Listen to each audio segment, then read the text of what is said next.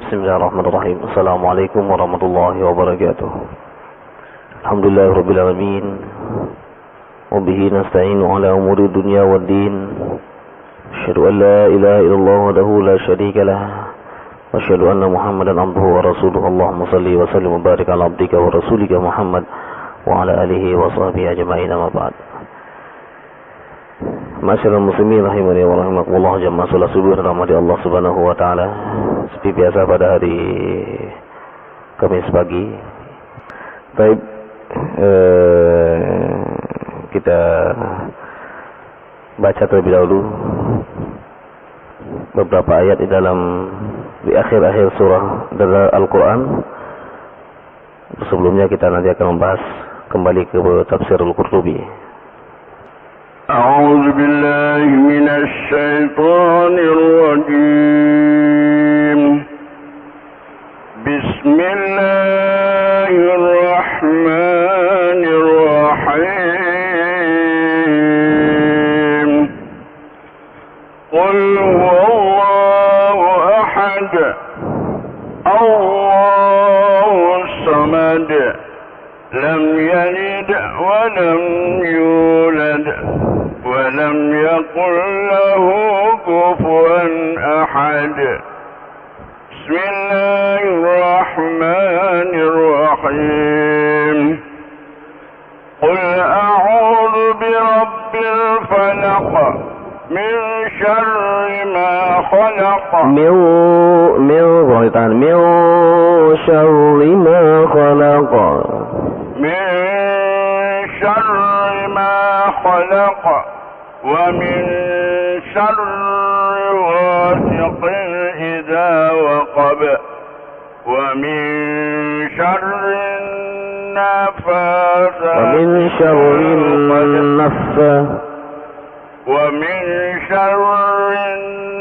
النفاثات في العقد ومن شر حاسد إذا حسد. بسم الله الرحمن الرحيم. قل أعوذ برب الناس ملك الناس إله الناس من شر الوسواس الخناس الذي يوسوس في صدور الناس من الجنة والناس. Baik, barakallahu fikum. Kita sudah tamat ya. Insyaallah pada pertemuan berikutnya kita akan mulai lagi dari awal. Kita sampai kepada ayat yang keberapa? 166. Baik. A'udzu billahi minasy syaithanir rajim. Lakinillahu yashhadu bima anzala ilayka anzalahu bi'ilmihi والملائكة يشهدون وكفى بالله شهيدا. إن الذين كفروا وصدوا عن سبيل الله قد ضلوا ضلالا بعيدا.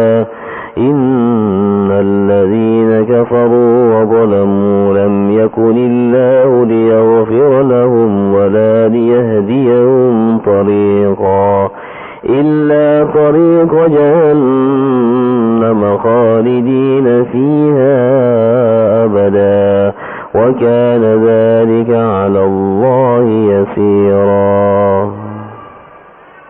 Ikhwatul iman rahimani wa rahimakumullah. Pada ayat yang ke 166 sudah sampai hampir habis pembahasan di dalam surah An-Nisa ini, di mana Allah Subhanahu wa taala menjelaskan tentang keagungan Al-Quranul Karim. Lakinillahu yashhadu bima anzala ilaik. Jadi mereka ini orang-orang kafir tidak mau menjadi saksi. Itu umat Nabi Muhammad yang tidak beriman ini, itu sudah mengingkari Al-Quran dan tidak mau menjadi saksi daripada hari kiamat. Akan tetapi kata Allah Subhanahu wa taala, lakinillah, tapi Allah yashhadu, yang mengakui, menyaksikan Al-Quran yang diturunkan kepadamu wahai Muhammad, anzalahu bi'ilmihi, Allah menurunkannya dengan ilmunya. Wal malaikatu yashhadun wa kafa billahi syahida, dan malaikat-malaikat pun menjadi saksi pula, cukuplah Allah yang mengakuinya. Hadhihi al-ayah 'azimatun jiddan. Jadi ayat inilah sangatlah agung sekali karena menjelaskan tentang kedudukan Al-Quranul Karim yang telah diturunkan kepada Nabi Muhammad SAW sebagai penyempurna kitab-kitab yang terdahulu. Jadi sebagaimana umat-umat terdahulu, para nabi yang telah menyampaikan kepadanya tidak mau, jadi umatnya tidak mau menjadi saksi. Di antara umat Nabi Muhammad, orang kafir pun tidak mau menjadi saksi karena mereka tidak mengakui adanya Al-Quran. Akan tetapi kata Allah Subhanahu wa taala, cukuplah Allah yang menjadi saksi bagimu bahwa Al-Quran itu telah turun kepadamu. Demikian juga umat Nabi Muhammad SAW yang mukmin nanti akan menjadi saksi di hadapan Allah Subhanahu wa taala karena mereka telah menerima risalah dari Rasulullah SAW, sebagaimana khutbah beliau yang terakhir pada saat Hujjatul Wada. Beliau mengatakan, ala hal ballagtu, apakah aku telah menyampaikan kepada kalian risalah Allah? Mereka mengatakan, bala ya Rasulullah. Kemudian Rasulullah mengacungkan tangannya ke langit. Allah masyad, ya Allah saksikanlah, aku telah menyampaikan. Demikian juga malaikat nanti akan menjadi saksi karena yang mengantarkan wahyu adalah malaikat Jibril.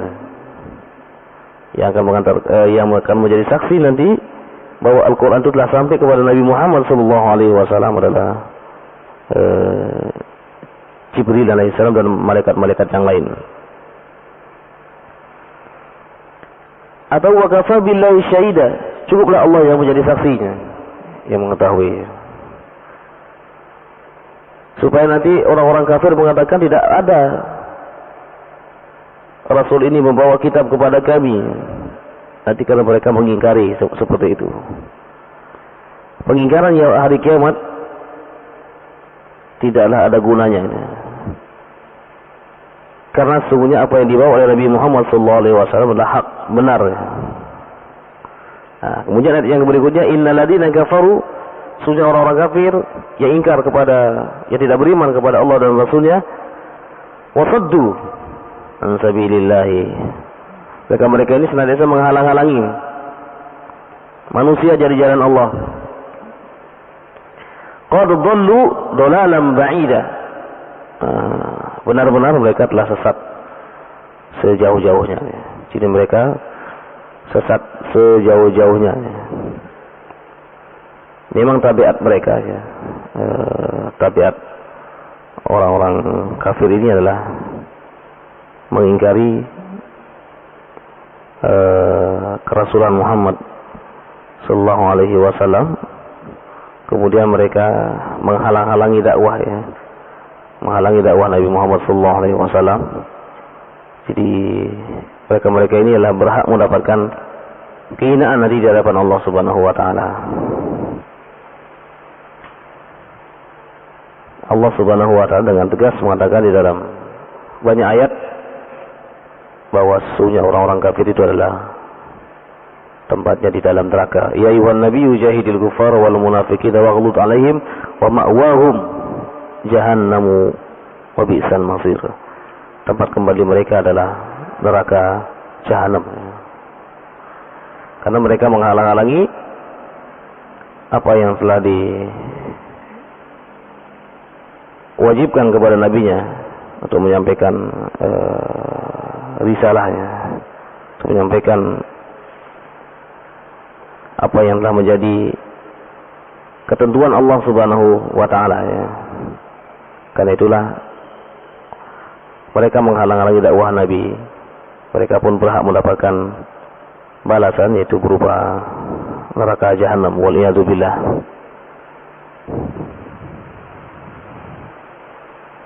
Kemudian pada ayat yang berikutnya ya, masih berkenaan dengan orang-orang kafir ini. Innal ladzina kafaru wa zalamu lam yakun lillahu liyaghfira lahum wa la liyahdiyahum tariqa. Sesungguhnya orang-orang kafir wa zalamu, dan melakukan kezaliman, baik zalim terhadap dirinya maupun zalim terhadap orang lain.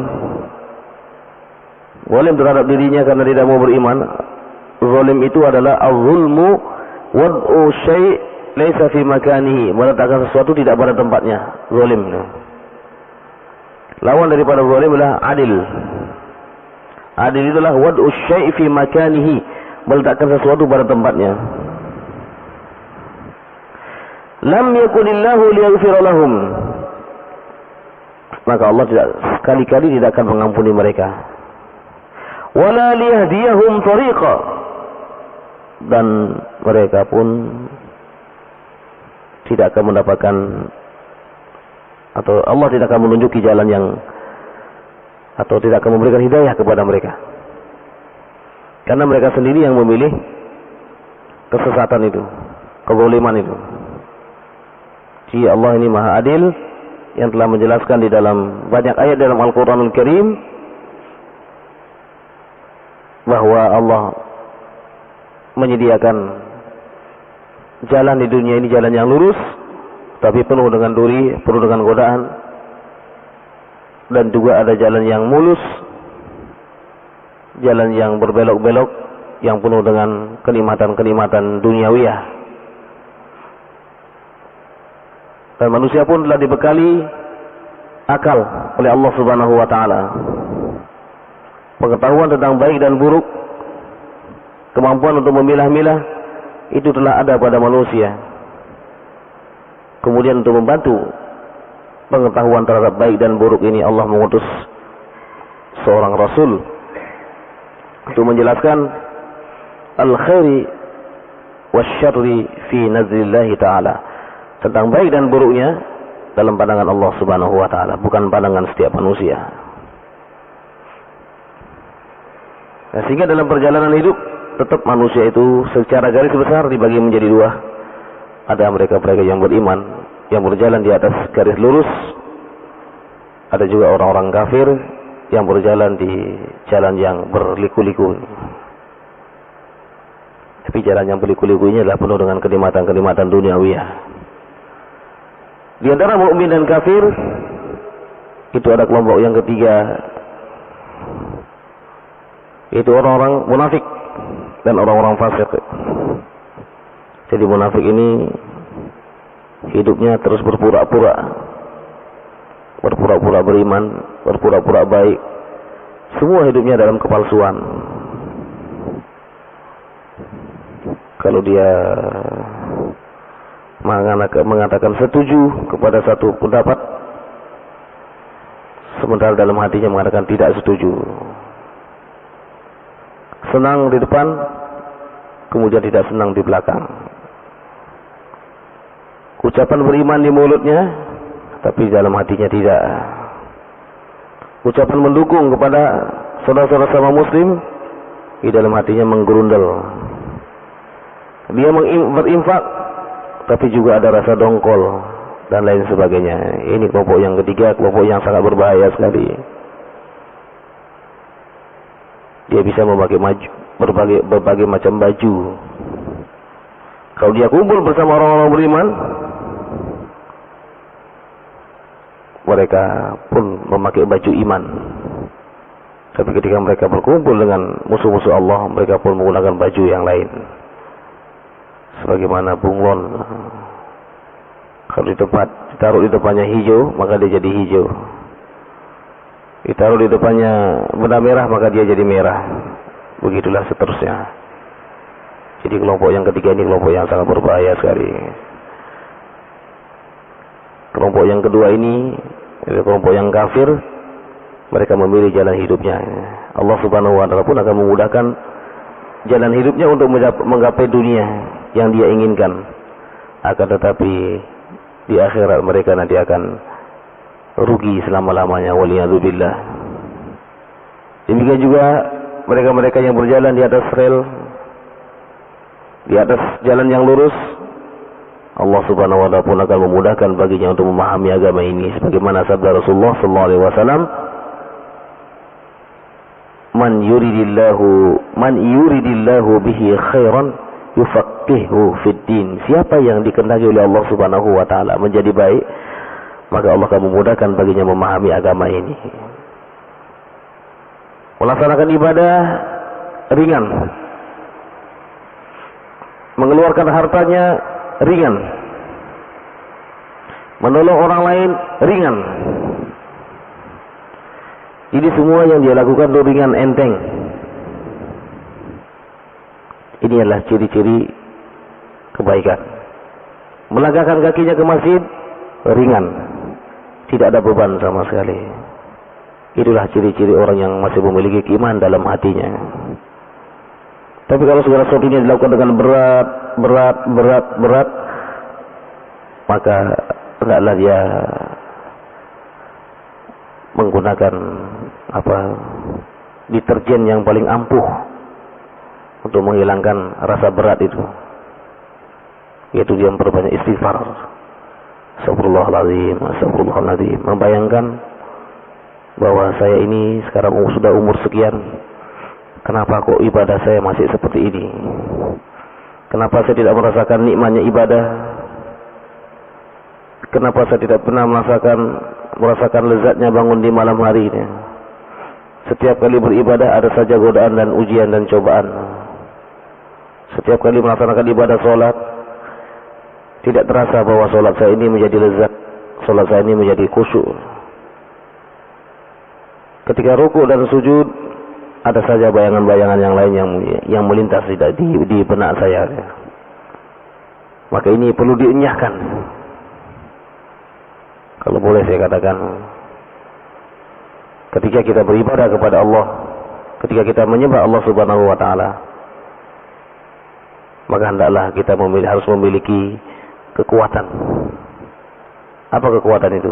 Kekuatan untuk mendekati Allah Subhanahu wa taala adalah power.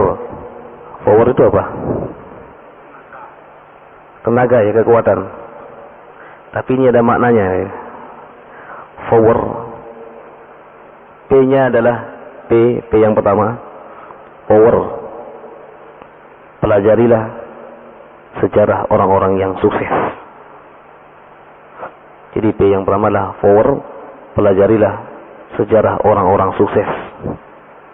Bagaimana mereka sukses hidup?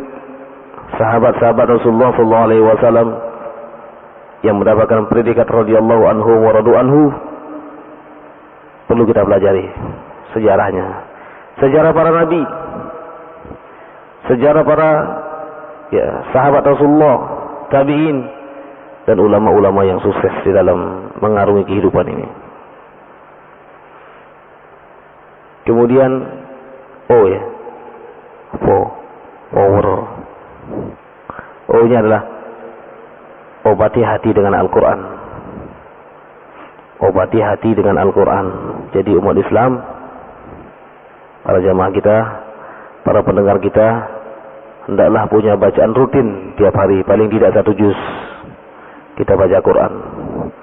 Obati hati dengan Al-Quran.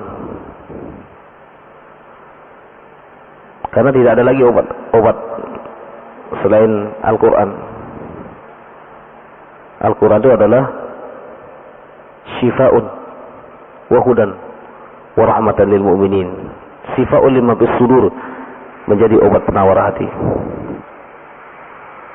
Yang P-nya tadi adalah pelajari sejarah orang-orang sukses. O-nya adalah obati hati dengan Al-Quran. Sekarang W, waspada terhadap kemaksiatan. Waspada, hati-hati terhadap kemaksiatan yang bisa kemaksiatan akan menjadi virus-virus di dalam tubuh kita yang akan menghalangi kekhusyuan untuk beribadah. Apalagi umur-umur yang sudah berkepala 4. Ini kan sudah tidak muda lagi dia. Sudah tidak muda lagi. Muda itu adalah mulai balik sampai umur 40 tahun. Ke sana sudah memasuki termin yang kedua ya. Jadi sehingga dia harus betul-betul menjaga. Ini umur saya sudah 40. Berarti kalau saya diberikan umur 60 berarti tinggal 20 tahun. Bisakah saya mengoptimalkan umur saya untuk beribadah? Waspada terhadap kemaksiatan. Sekarang ya, enyahkan kemalasan beribadah. Enyahkan kemalasan untuk beribadah. Saya kok rasanya malas sholat malam. Enyahkan itu. Bangun, mandi, insya Allah seger. Dalam sepekan, ya paling tidak 3 kali kita bangun. Kalau tidak ya 1 pekan sekali kita bangun di malam hari untuk bermunajat, sholat tahajud. Subuh, enyahkan kemalasan beribadah. Bismillahirrahmanirrahim. Bangun, alhamdulillahilladzi ahyana ba'da ma amatana wa ilaihi nusyur. Abila wudu, salat 2 rakaat. Enyahkan kemalasan untuk beribadah. Salat duha. Waduh, ini sibuk ini. Bismillahirrahmanirrahim, saya mau salat duha. Begitu ada niat, langsung dilaksanakan. Kalau ditunda, keburu setan masuk. Sibuk ini, sibuk itu, dan lain sebagainya.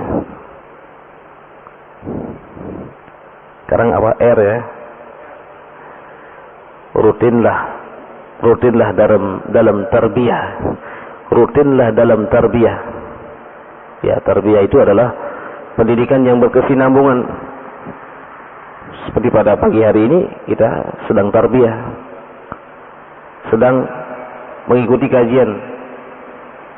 Jadi tarbiyah di sini adalah lebih daripada ta'lim. Ta'lim itu adalah ya sekedar transfer ilmu. Tetapi kalau tarbiyah ini adalah secara khusus, selain ilmu yang didapatkan, juga ada perhatian-perhatian khusus. Sampai masalah detail, masalah ibadah pun sangat diperhatikan, masalah akhlak pun sangat diperhatikan. Karena dia adalah berkesinambungan. Karena ini adalah Rasulullah SAW mengajarkan at-tarbiyatu madal hayah, tarbiyah seumur hidup. Belajar itulah seumur hidup. Sebagaimana perkataan Imam Ahmad bin Hanbal, minal mikhbarah ilal maqbarah. Saya belajar sampai tinta ini habis dan sampai saya masuk ke dalam liang lahat, baru saya berhenti belajar. Tidak ada kata berhenti dalam belajar. Sekalipun sudah profesor, tetap belajar, mempelajari agama ini, karena dengan itu kita akan bisa berubah di dalam ibadah kita, dalam perilaku kita. Karena setiap hari kita melaksanakan ibadah, harus ada perilaku kita yang berubah. Perubahan itu adalah perubahan yang positif, bukan perubahan yang negatif. Jadi R-nya adalah rutin dalam tarbiyah, mengikuti halakoh-halakoh, mengikuti kajian-kajian.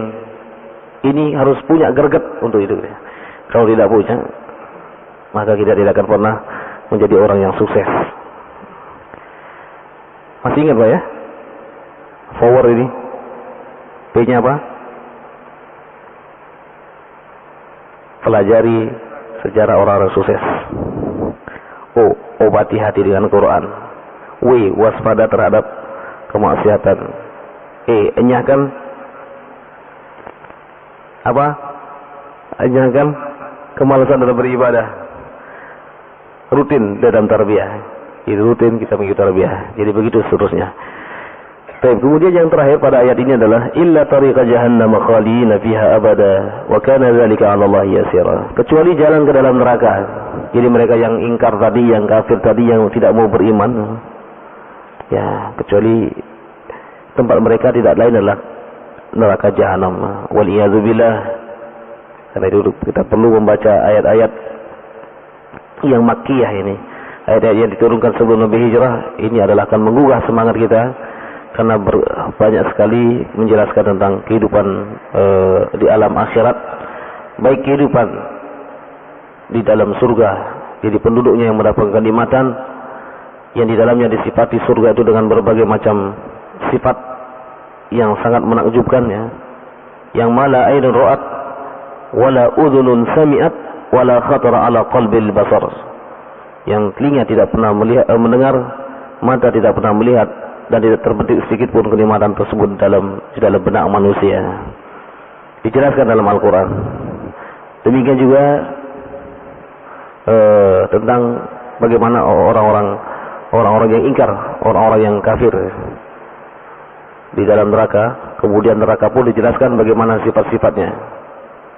Karena itulah wa taliman rahimani wa rahimakumullah, jadi ayat-ayat makkiyah ini itu bisa menggugah keimanan seorang. Jadi setiap kali dia membaca Al-Quran, haruslah dia merasakan getaran-getaran itu. Sebagaimana dalam firman Allah dalam surah Al-Anfal, innamal mu'minuna alladzina idza dzukirallah wajilat qulubuhum wa idza tuliyat 'alaihim ayatuhu zadatuhum imanan wa 'ala rabbihim yatawakkalun. Itu harus ada itu. Jadi kalau mendengarkan Al-Quran biasa-biasa saja, ini perlu dibersihkan dulu virus-virus yang ada dalam dirinya, itu dengan perbanyak istighfar dan taubat kepada Allah Subhanahu wa taala. Baik ikhwatal iman rahimani wa rahimakumullah, ini yang dapat disampaikan pada kesempatan yang berbahagia ini. Apakah ada pertanyaan?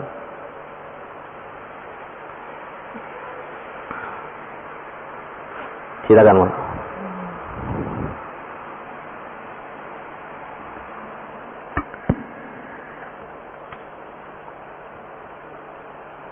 Assalamualaikum warahmatullahi wabarakatuh. Waalaikumsalam warahmatullahi wabarakatuh.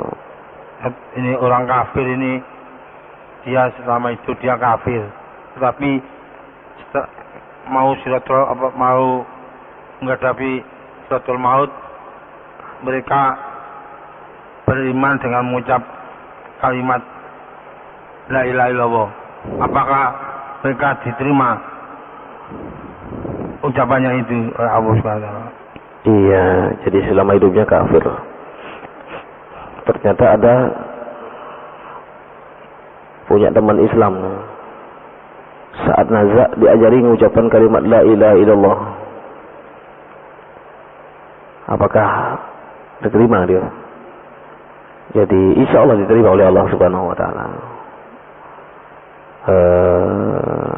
Karena dengan kalimat la ilaha illallah ini disebutkan man akhiru kalami la ilaha illallah dakhala al-jannah. Siapa yang akhir perkataannya di dunia la ilaha illallah, maka dia masuk surga. Seorang sahabat yang barusan mengucapkan dua kalimat syahadat asyhadu an la ilaha illallah wa asyhadu anna muhammadar rasulullah, kemudian dia belum pernah melaksanakan salat, dia mati dalam peperangan, maka dia pun dihargai oleh Allah Subhanahu wa taala. Jadi dia pun syahid di jalan Allah Subhanahu wa taala. Baik.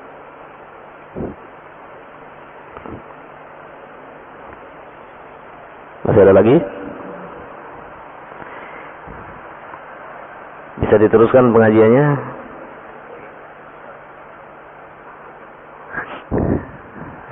Ya, subuh ini memang Allah Ta'ala mungkin sekarang sedang banjir, ya. Jadi teluk-teluk ini sedang banjir semua, teluk Nibung sampai teluk. Ya, sekarang sedang nguras ini pagi-pagi. Sampai di Palembung, kami tadi malam mulai dari Tandes masuk jalan Gresik, Kalianak sampai di Perak sini, termasuk juga di tempat kami di belakang itu. Di dapur sekarang sedang banjir. Habis ini siap-siap untuk menguras, siap-siap untuk berolahraga. Tapi mungkin ini yang dapat sampaikan pada kesempatan yang berbahagia ini. Mudah-mudahan ada hikmah dan manfaatnya. Tolong sampaikan kepada yang lain yang tidak hadir, supaya juga ikut hadir, ya. Tapi kita yakin pendengar kita senantiasa memantau acara-acara kita, ya. Aqulu qouli hadza wa astaghfirullah li wa lakum wa asykurukum ala husni timamikum. Kita akhiri kajian kita pada pagi hari ini dengan doa kafaratul majlis. Subhanakallahumma wa bihamdika asyhadu an la ilaha illa anta astaghfiruka wa atubu ilaik. Wassallallahu ala nabiyina Muhammadin wa alihi wa sahbihi ajma'in wal afu minkum. Assalamualaikum warahmatullahi wabarakatuh.